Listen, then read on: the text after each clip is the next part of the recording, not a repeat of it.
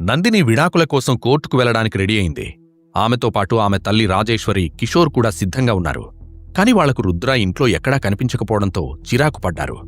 ఈరోజు కోర్టుకు వెళ్లాలన్న విషయం అయ్యగారికి గుర్తుందో లేదో, ఇంత పొద్దున్నే ఎక్కడికి వెళ్ళిపోయాడు అని రుద్రను తిట్టుకుంటూ ఇల్లంతా వెతుకుతూ ఉంది రాజేశ్వరి. అన్ని రూమ్స్ వెతికాను మమ్మీ, ఎక్కడా లేడు. నిన్న పెద్ద పోటుగాళ్ల విడాకులిస్తానని ఎగిరిపడ్డాడు. ఇప్పుడేమో ఎక్కడికో మాయమైపోయాడు. చెప్పాను కదా మమ్మీ, అతను ఒక మాట మీద నిలబడే రకం కాదు అని తిట్టుకుంది నందిని. డోంట్ వరీ బేబీ, కోర్టుకొస్తాళ్లే. నువ్వు ఎక్కువగా ఆలోచించి నీ మూడ్ పాడు చేసుకోకు. ఈరోజు మనం సెలబ్రేట్ చేసుకోవాల్సిన టైం, చిల్ యార్ అని నవ్వుతూ చెప్పాడు కిషోర్. దాంతో నందిని కూడా కిలకిలా నవ్వేసింది. ఆ తర్వాత వాళ్ళు ముగ్గురూ కిషోర్ కార్లోనే కోర్టుకు బయలుదేరారు. నిజానికి రుద్ర గురించి నందినికి ఏమాత్రం బాధలేదు. తొందరగా రుద్రను వదిలించుకుంటే చాలనేది ఆమె ఆశ. ఆ టైంలో రుద్ర మాత్రం ఎలాంటి హడావిడి లేకుండా శివాలయంలో పూజలు చేస్తూ ఉన్నాడు. ఆ ఆలయం ప్రశాంతంగా ఉంది. అక్కడ ఏదో అద్భుతమైన దైవిక శక్తి ఉన్నట్టు అతనికి అనిపిస్తూ ఉంది. వేదమంత్రాలు ఒకవైపు వినిపిస్తూ ఉంటే భక్తులు గంటలు మ్రోగిస్తూ ఉన్నారు. మరికొంతమంది శివలింగానికి అభిషేకాలు చేస్తూ ఉన్నారు. రుద్ర మనసులోనే శివుడికి భక్తితో దండం పెట్టుకుంటూ, అందరితో పోరాడే శక్తినివ్వు స్వామి అని ప్రార్థించాడు. పూజలు పూర్తయ్యాక నేరుగా కోర్టుకు బయలుదేరాడు. అతని మొహంలో ఒక గొప్ప తేజస్సుంది. ఇన్ని రోజుల పాటు తనను అవమానించి మనసును బాధపెట్టిన వాళ్లందరికీ తానెవరో ఏంటో చూపించాలనుకున్నాడు. కోర్టు ఆవరణలో కిషోర్, రాజేశ్వరి వెయిట్ చేస్తుంటే లాయర్తో మాట్లాడ్డానికి నందిని లోపలికి వెళ్ళింది. చాలాసేపటి నుండి కిషోర్ని రాజేశ్వరి ఒక ప్రశ్న అడగాలనుకుంది. కాని అలా అడిగితే కిషోర్ ఏం ఫీల్ అవుతాడో అని మనసులో అనుకుంటూ అతన్నే చూస్తూ ఉంది. ఏంటంటే, కొత్తగా చూస్తున్నారేంటి అని నవ్వుతూ అడిగాడు కిషోర్. నువ్వేమనుకోనంటే నిన్నో మాట అడగొచ్చా కిషోర్ బాబు అని మొహమాటంగా అడిగింది రాజేశ్వరి. అన్నీ అనుకున్నట్టు జరిగితే మీరు నాకు కాబోయే అత్తగారు.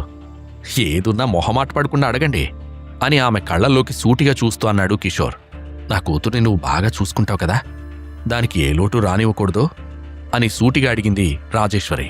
ఆమె తన ఆస్తిపాస్తులు, సంపాదన గురించి అడుగుతోందని అర్థం చేసుకున్న కిషోర్ గట్టిగా నవ్వేశాడు. నేను మీ మాజీ అల్లుళ్లా కాదంటే, ఈ విషయంలో మీరు అస్సలు టెన్షన్ పెట్టుకోకండి. ఎందుకంటే తొందరగానే మా కంపెనీ అగ్రజ ఇండస్ట్రీస్తో ఒక పెద్ద బిజినెస్ డీల్ చేయబోతోంది. అది కాని సక్సెస్ అయితే నా పంట పండినట్టే. మీ అమ్మాయిని నేను పువ్వుల్లో పెట్టుకుని చూసుకుంటాను అని కాన్ఫిడెంట్గా చెప్పాడు కిషోర్. ఆ మాట వినగానే రాజేశ్వరి కళ్ళు మెరిసిపోయాయి. నా కూతురు చాలా అదృష్టవంతురాలు. చూస్తూ ఉండు, నీ డీల్ ఓకే అవుతుంది, నీకు కోట్లలో లాభం వస్తుంది అని అతనికి పట్టపగలే రిచ్ కలలు చూపించింది. అంతలో అక్కడికొచ్చిన రుద్ర వీళ్లను పట్టించుకోకుండా నేరుగా నందిని దగ్గరకు వెళ్లాడు. చివరిసారి అతను నందినిని ఒక ప్రశ్న అడగాలనుకుంటున్నాడు. చివరిసారి అడుగుతున్నాను, నీకు నిజంగా 12 సంవత్సరాల క్రితం జరిగిన విషయాలు గుర్తులేవా? అసలు అలా ఎలా మర్చిపోయావు నందిని అని ఆమె కళ్లల్లోకి సూటిగా చూస్తూ అడిగాడు. అంతవరకు కోపాన్ని కంట్రోల్ చేసుకున్న నందిని బరస్ట్ అయింది. You fool! 12 సంవత్సరాలు భయంకర రాత్రి అంటూ నా ప్రాణాలు ఎందుకు తీస్తావు? నాకవేవి తెలియవని ఎన్నిసార్లు చెప్పాలి? నీ ఓల్డ్ స్టోరీ విని విని నాకు మైండ్ దొబ్బేస్తోంది. ఇక నీతో ఉండడం నా వల్ల కాదు. ఈ డివోర్స్ పేపర్స్ మీద సైన్ చేయి. నీ మొహం చూడాలంటేనే నాకు అసహ్యంగా ఉంది అని అందరికీ వినిపించేలా గట్టిగా అరిచింది. రుద్ర మారు మాట్లాడకుండా ఆ పేపర్స్ మీద సంతకం చేశాడు. నందిని కూడా సైన్ చేయడంతో అఫీషియల్గా వాళ్లకు విడాకులు పూర్తయ్యాయి. అది చూసిన కిషోర్ చప్పట్లు కొట్టాడు. వావ్ నందిని, ఇప్పుడు నువ్వు ఫ్రీ బర్డ్ అని ఆనందంగా చెప్పాడు. ఎస్, ఇన్నాళ్లకు మాకు పట్టిన దరిద్రం వదిలిందే అని రుద్రని చూస్తూ సీరియస్గా చెప్పింది నందిని. రుద్రకి ఒక్క క్షణం కూడా అక్కడ ఉండాలని లేదు. వెంటనే అక్కడి నుండి బయటకు నడిచాడు. రుద్ర మెట్లు దిగుతూ ఉండగా అక్కడికి 20కి పైగా సూపర్ లగ్జరీ కార్లొచ్చి ఆగాయి. ఒకేసారి ఆ కార్ల తలుపులు తెరుచుకోగానే క్షణాల్లో వాటిలో నుండి బాడీగార్డ్స్ బయటకొచ్చారు. ఒక నల్లటి కార్లో నుండి 70 ఏళ్ల వయసున్న ఒక పెద్దాయన దిగాడు. ఆయన కళ్లల్లో రాజసం ఉట్టిపడుతూంది. అతను తెల్లటి కుర్తా పైజామా వేసుకున్నాడు. ఆయన చేతిలో ఊతకర్ర కూడా ఎంతో ఖరీదైందిగా కనిపిస్తోంది. రుద్రని చూడగానే ఆయన సంతోషంతో పొంగిపోయాడు. రుద్రని తనివితీరా గుండెలకి హత్తుకున్నాడు. మన రాజ్మహల్ నీకోసం ఎదురు చూస్తూ ఉంది. నువ్వక్కడికి ఎప్పుడొస్తున్నావు అని అడిగాడు రాజశేఖర్. ఆయనకు సమాధానం చెప్పకుండా రుద్ర ఆయన పాదాలకు నమస్కరించాడు. ఆ తర్వాత ఆయనతో పాటు కార్లో కూర్చొని బంగ్లాకి బయలుదేరాడు. ఈ కాన్వాయ్ ముందుకు వెళుతూ ఉంటే ఇంతకుముందు కోర్టులో ఉన్న ఒక కార్ ఆ కాన్వాయ్ని అనుసరించడం మొదలుపెట్టింది. ఎన్నో అనుమానాలతో రుద్ర తిరిగి తన పాత ప్రపంచంలోకి వెళుతూ ఉన్నాడు. అతని కాన్వాయ్ హైదరాబాద్ నగరాన్ని వదిలి ముందుకు సాగుతూ ఉంది. అంతలో అతని ఫోన్ మోగింది. డిస్ప్లే మీద దినేష్ పేరు కనిపించగానే వెంటనే కాల్ లిఫ్ట్ చేశాడు రుద్ర. దినేష్ చెప్పిన మాటలు వినగానే అతని మొహంలో రంగులు మారిపోయాయి.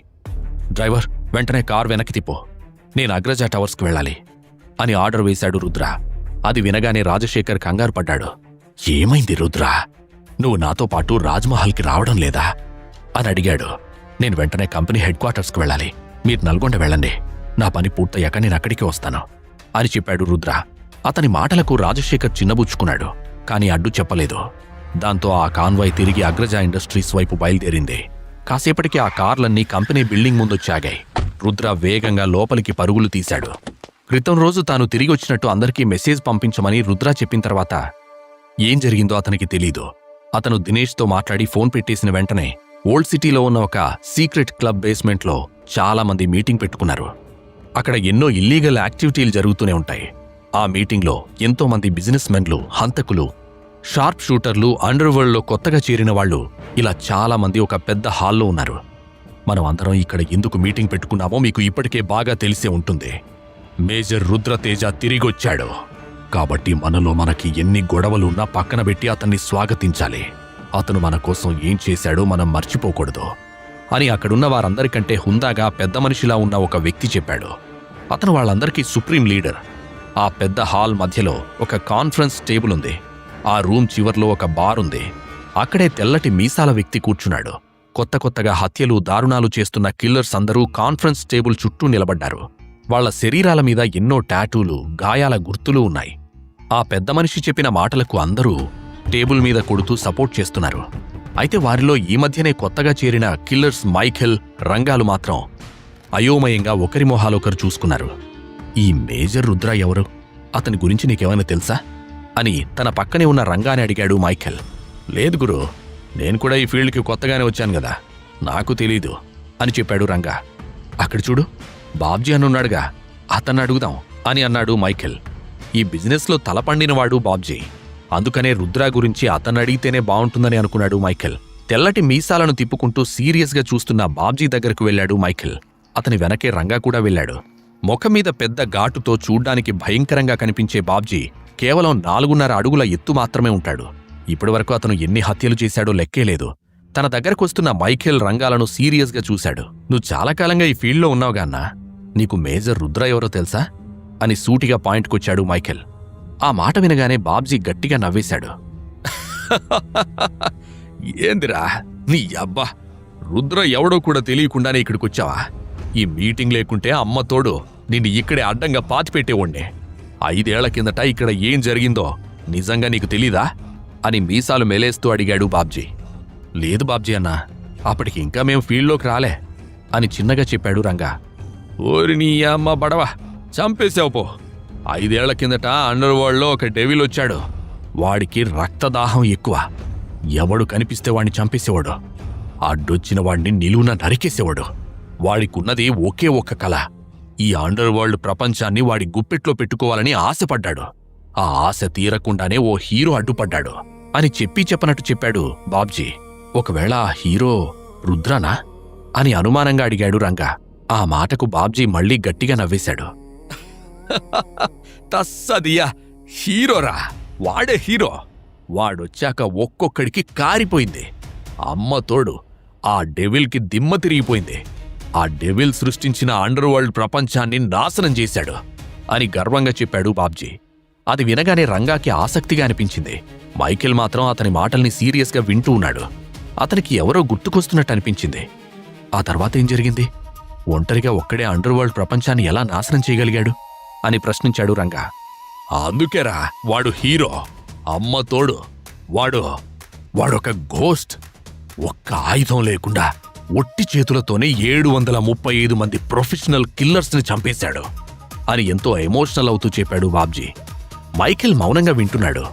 ఏంటి, అంతమందిని చంపి కూడా బతికే ఉన్నాడా అని ఆశ్చర్యపోతూ అడిగాడు రంగా. మగాడంటే ఆడరా. డెవిల్తో పాటు నేను కూడా కొంతమంది అమాయకులను చంపాను. మేజర్ నన్ను బాగా కొట్టాడు. నా ముఖం మీద ఉన్న ఈ గాయం కూడా అతను చేసిందే. కానీ ఆ రోజు నుండి నేను మేజర్కి లొంగిపోయాను. మాలాంటి చెడ్డవాళ్లకు కూడా అతను మంచి చేశాడు. ఇప్పటికీ నాకు తను బాగా గుర్తున్నాడు అని చెప్పాడు బాబ్జీ. అతని మాటలు వింటున్న మైఖేల్కి ఎన్నో అనుమానాలు కలుగుతున్నాయి. నీ మాటలు ఎలా నమ్మాలి? నువ్వు ఎప్పుడైనా అతన్ని చూసావా అని సీరియస్గా అడిగాడు. చేతిలో ఉన్న బీరు మొత్తం ఒక్క గుటకలో తాగేసిన బాబ్జీ, రే, సింహాన్ని గుర్తించడానికి దాన్ని చూడాల్సిన అవసరం లేదురా, ఒక్క గర్జన చాలు అని మత్తులో తూలుతూ చెప్పాడు. సరిగ్గా అదే సమయంలో బాబ్జీ ఫోన్ మోగింది. డిస్ప్లే మీద దినేష్ నంబర్ కనిపించగానే అతను ఫోన్ లిఫ్ట్ చేశాడు. దినేష్తో మాట్లాడిన తర్వాత అర్జున్ ఆ ఫోన్ తీసుకుని బాబ్జీకి వివరాలందించాడు. ఏం చేయాలో చెప్పండి సార్ అని సీరియస్గా అన్నాడు బాబ్జీ. నువ్వొకణ్ణి మూడో కంటికి తెలియకుండా చంపాలి అని చెప్పాడు అర్జున్. లేదు సార్, నేనిలాంటి పనులు ఇప్పుడు చేయట్లేదు అని సూటిగా చెప్పాడు బాబ్జీ. ఆ మాటతో అర్జున్ నిరాశపడ్డాడు. కాని బాబ్జీని ఎలాగైనా ఒప్పించాలని 5 లక్షలు ఇస్తాను, నాకు వాడి శవం కావాలి అని సీరియస్గా చెప్పాడు. తస్సదియ్యా, డబ్బులెవరికి కావాలి, నేను మర్డర్లు చేయట్లేదని చెప్పాను కదా అని సీరియస్గా అన్నాడు బాబ్జీ. 10 లక్షలిచ్చినా చేయవా అని ఆశ పెట్టాడు అర్జున్. నేనా పనులన్నీ వదులుకున్నాను సాబ్ అని అంటూనే లేచి నిలబడ్డాడు బాబ్జీ. అతనిలో చిన్న ఆశ పుట్టింది. సరే, ఫైనల్గా 20 లక్షలిస్తాను, వాణ్ణి చంపాల్సిందే అని చెప్పాడు అర్జున్. ఈ అవకాశాన్ని వదులుకుంటే మళ్ళీ ఇంత డబ్బు సంపాదించే ఛాన్స్ లేదని అనుకున్న బాబ్జీ ఇక వెంటనే ఒప్పుకున్నాడు. వాడి అడ్రస్సు ఫోటో పంపించో, రేపటికల్లా వాడి శవం నీ ముందుంటుంది అని చెప్పాడు బాబ్జీ. వెంటనే అర్జున్, వాడు తాళ్ళూరి ఫ్యామిలీ అల్లుడు, నేను వాడి ఫోటో పంపిస్తాను అని చెప్పి కాల్ కట్ చేశాడు. ఇదంతా క్రితం రోజు జరిగిన విషయం. ప్రస్తుతమైతే మీటింగ్ రూంలోకి హడావిడిగా వెళ్లిన రుద్ర మనసులో జ్వాలాముఖి పేలడానికి సిద్ధంగా ఉంది. అతని కళ్లల్లో నిప్పులు కురుస్తున్నాయి. కోపాన్ని కంట్రోల్ చేసుకోలేక చేతిలో ఉన్న గ్లాస్ తీసుకుని ఎదురుగా ఉన్న ఒక పెద్ద టీవీ స్క్రీన్ మీదకు విసిరి కొట్టాడు. ఆ టీవీ ఫ్రేమ్ మొత్తం పగిలిపోయి నేలమీద చెల్లాచెదురుగా గాజు పెంకులు పడిపోయాయి. ఒక క్షణం ఆ రూంలో నిశ్శబ్దం నెలకొంది. అమ్మేశారా? తనను అమ్మేశారా? అది కూడా ఒక నైట్ క్లబ్లో? అడ్రస్ చెప్పు అని సీరియస్గా అరిచాడు రుద్ర. నగరానికి దూరంగా ఉన్న ఒక నైట్ క్లబ్లో చీకటి రూంలో ఒక అమ్మాయి బంధింపబడి ఉంది. ఆమె ప్రాణాలు అరచేతుల్లో పెట్టుకుని తనను కాపాడమని గట్టిగా అరుస్తూ ఉంది. ఆమె గొంతులో బాధ చాలా స్పష్టంగా వినిపిస్తోంది. ఇంతకీ ఆ అమ్మాయి ఎవరు? 12 ఏళ్ల క్రితం రుద్ర కాపాడిన అమ్మాయి ఈ అమ్మాయేనా? ఆమెను ఎవరమ్మారు? ఎందుకమ్మారు? ఈ ప్రశ్నలకు సమాధానాలు తెలుసుకోవాలంటే నెక్స్ట్ ఎపిసోడ్ వినాల్సిందే. క్రింద ఇచ్చిన లింక్ ని క్లిక్ చేసి పాకెట్ ఎఫ్ఎం యాప్ ని ఇన్స్టాల్ చేసుకోండి. Stay tuned to Pocket FM.